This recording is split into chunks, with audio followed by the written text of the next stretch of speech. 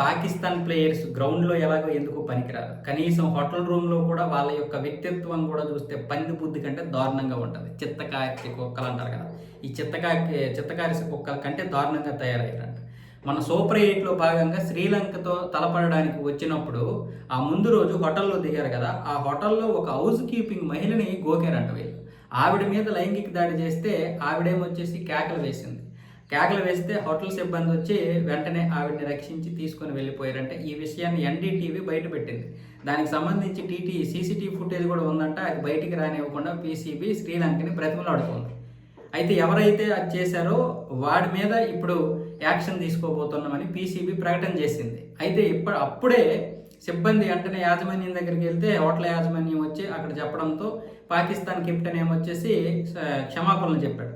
క్షమాపణలు అడిగాడు కానీ దీని తర్వాత మేము అంటే క్రికెట్ మ్యాచ్ అయిపోయిన తర్వాత దీన్ని మేము పై స్థాయికి తీసుకెళ్తామని చెప్పడము, తర్వాత దాన్ని సద్దుమణిగించే విషయంగా పీసీబీ చాలా ప్రయత్నాలు చేసినా సరే అది కుదరలేదు. ఇప్పుడేమొచ్చేసి ఎన్‌డీటీవీ దీన్ని ప్రచారం చేస్తుంది.